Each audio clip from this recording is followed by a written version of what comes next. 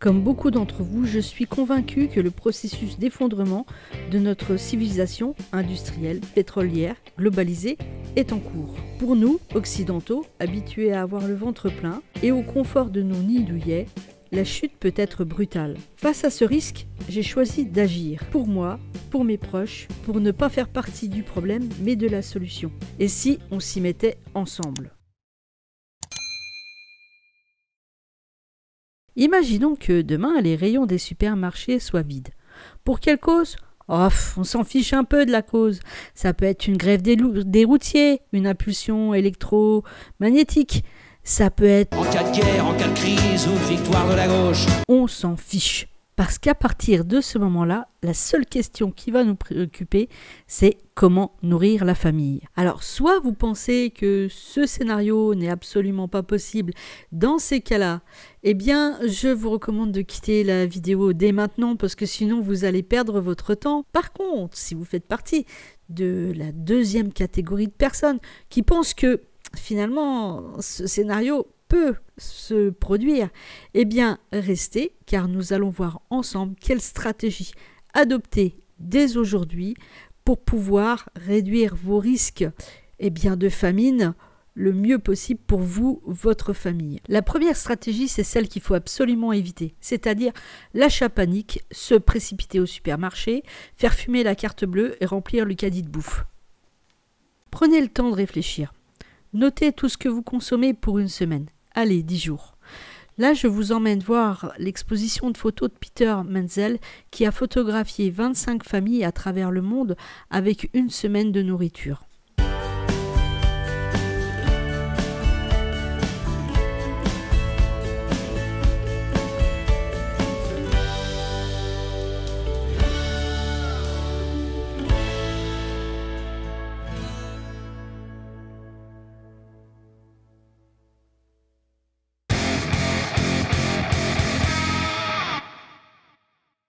Pour constituer mon épicerie de base, mon petit stock, je me suis donc posée et j'ai réfléchi à ce que je consomme pour environ 10 jours. J'ai posé ma sélection principalement sur des produits qui ont une longue conservation. Regardons tout ceci en détail. Nous sommes une famille de 3 personnes et j'aime beaucoup cuisiner. Alors, dans mon stock longue conservation, il va y avoir de la purée de pommes de terre, de l'huile, de la farine, du sel, et rien qu'avec ce combo-là, huile, farine et sel, il y a de quoi faire du pain et d'autres pâtisseries. Alors, un paquet de riz, là il y a 1 kg de riz, 1 kg de pâtes, et là pour moi il y en a pour facilement 10 jours avec 2 voire 3 repas par jour, pour 3 personnes. Mais, comme je vous l'ai dit, j'aime cuisiner. Alors, j'ai mis de la sauce tomate aussi, du couscous, un paquet de café, du lait en poudre, des lentilles, des terrines de viande pour avoir un petit peu de protéines. Il n'y a déjà plus de place dans la boîte. Là, c'est un pot de miel. Le miel qui peut se conserver pratiquement à vie. Des filets de maquereau. Tout ça dans des boîtes. Ça se conserve assez longtemps quand même, ça doit être de la confiture, oui c'est ça, de la confiture faite maison. Là au niveau de la confiture on est à 100% autonome maintenant. Des fruits au sirop, ici en l'occurrence des mirabelles, des haricots verts, de la soupe, du sucre, des petits pois. Et voilà, cette caisse contient pour moi l'équivalent de 10 jours de réserve alimentaire. Donc il m'en faut 3 pour faire un mois. Et actuellement, mon stock de réserve alimentaire est d'environ 3 mois. Bon, d'accord, je ne vous ai pas tout montré, il manque encore un truc ou deux. Si vous suivez mes vlogs, vous savez que je n'ai pas tout acheté d'un seul coup. J'achète un petit peu toutes les semaines des produits qui vont alimenter cette réserve. Et pour moi, c'est comme un investissement. Si demain, il y a une perte d'emploi ou une incapacité, je sais que je peux rester quelques temps sans aller en course. J'ai vraiment de quoi tenir. Le principe du placard tournant est que l'on stocke ce que l'on mange et que l'on mange ce que l'on stocke. Forcément, vous n'aurez pas les mêmes réserves alimentaires que moi. En bonus, je vous mets dans la description un lien vers ce PDF qui peut vous permettre de constituer un stock alimentaire assez facilement. Volontairement, je ne vous parle pas ici des conserves faites maison, car la conservation des aliments fera l'objet d'une vidéo spécifique. Avoir 3 mois de réserve en stock, c'est déjà pas trop mal. Surtout que la plupart de nos concitoyens ont à peine quelques jours. Mais, si le chaos devait durer plus longtemps. Oui, ce scénario est improbable, mais imaginons si cela durait plus longtemps que 3 mois.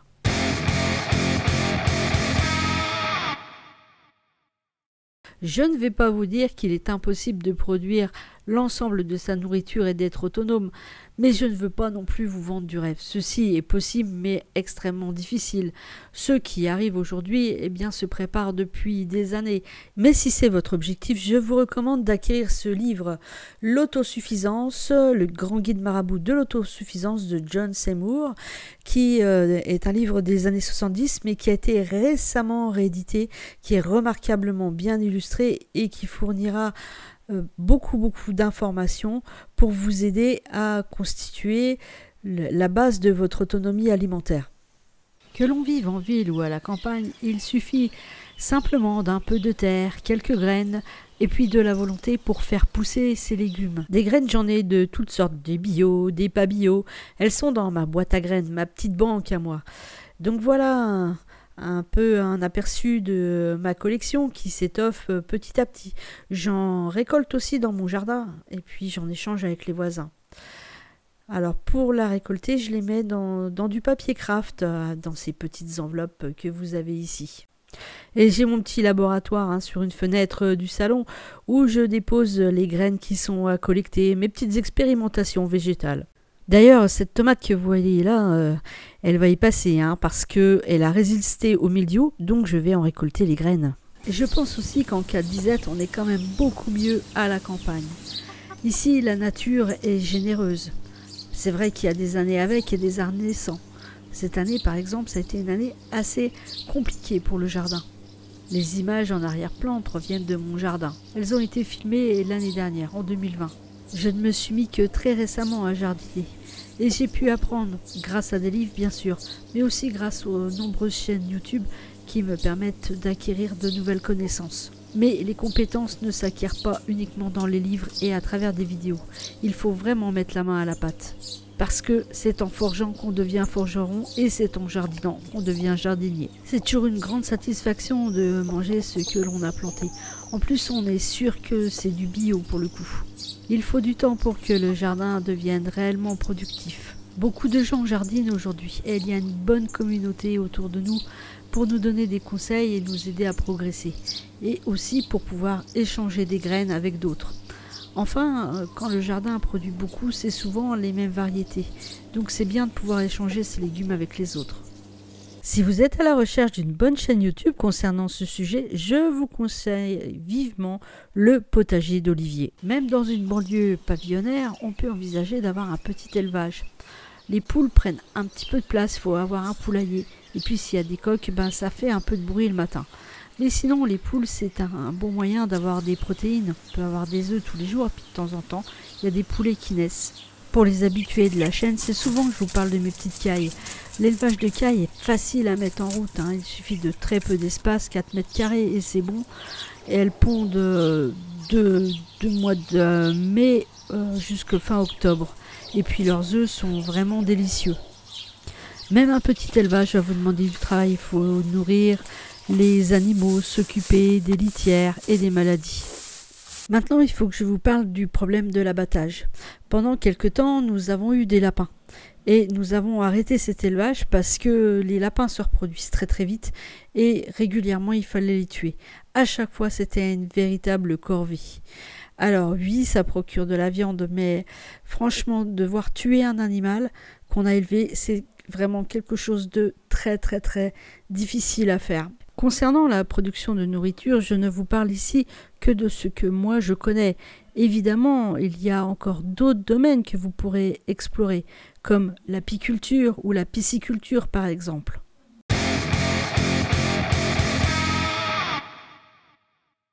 Évidemment, je ne chasse pas, mais je vis à l'orée d'une forêt. Et ici, dans mon village, de nombreux hommes sont chasseurs. C'est régulièrement qu'ils nous apportent du gibier que nous pouvons cuisiner. Il y a de très nombreux sangliers dans la région. Et nul doute que nous pourrions trouver notre pitance en forêt. Je ne vais donc pas m'étaler sur un sujet que je connais mal. Et puis, il y a abondance de chaînes YouTube qui pourront vous renseigner sur ces questions.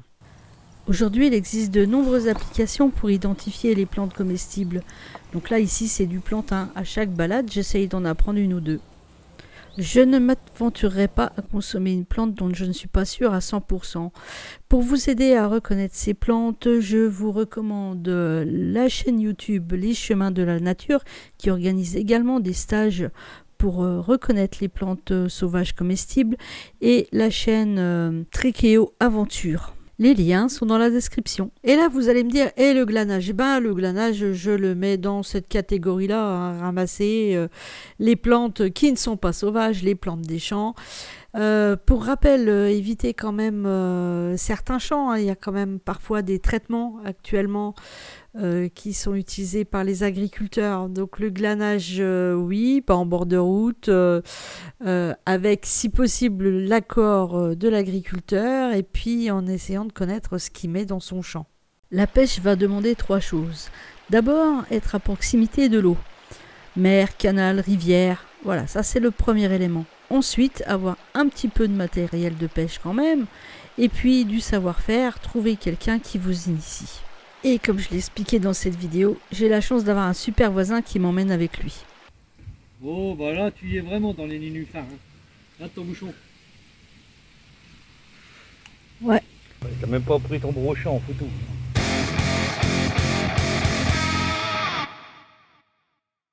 Ma grand-mère avait 20 ans à la fin de la Seconde Guerre mondiale.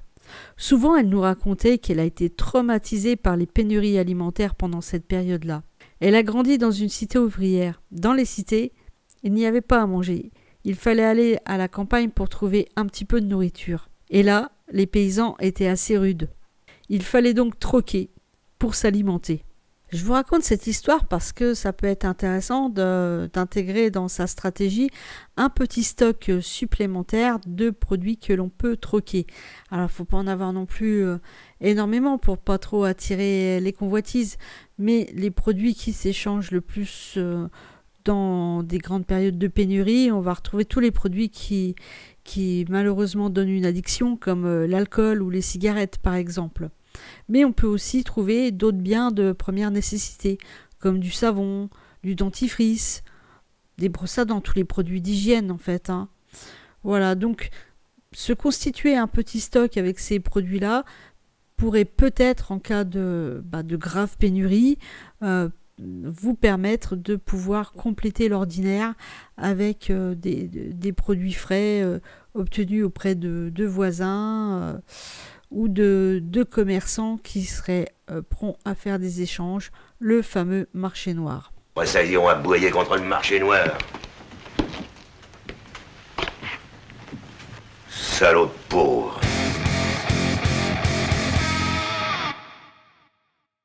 Je pense que personne ne s'en sortira tout seul enfermé dans un bunker. C'est par la solidarité les uns envers les autres que nous allons pouvoir construire réellement le monde d'après, si jamais nous devions arriver à ces extrémités-là. Donc le travail avec les voisins, l'entraide, va nous permettre d'améliorer notre résilience alimentaire. Déjà parce que nous n'avons pas tous un terrain suffisant pour produire tout ce qu'il nous faut pour notre famille. Ensuite, il va falloir échanger les compétences. Et puis, bien sûr, la force de travail n'est pas la même d'un individu à l'autre. La grande cité industrielle de Détroit, ces dernières années, a connu un fort déclin. Et c'est par l'entraide que la population a réussi à s'en sortir en créant de gigantesques jardins collectifs. Parmi ces 5 stratégies, laquelle est la mieux adaptée pour vous? Dites-le moi en bas dans les commentaires. Pour ma part, moi j'adopte un petit peu de chacune des 5 que j'ai présentées ici. Un petit peu de stock, un petit peu de potager, un petit peu d'élevage, la pêche.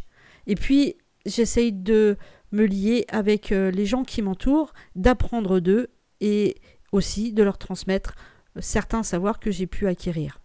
Dites-moi vous comment vous procédez par rapport à cette question de la résilience alimentaire. Vous n'êtes pas prêts. Bon, de toute façon, Illidan, c'est les abonnés qui vont juger si je suis prête ou pas sur cet aspect-là de la préparation. Ça se passera même en dessous, là, dans les commentaires. On arrive à la fin de cette vidéo. Si vous avez aimé, un like. Si vous n'êtes pas abonné, abonnez-vous. Ça se passe là en bas. Et je vous dis à très bientôt pour une nouvelle vidéo.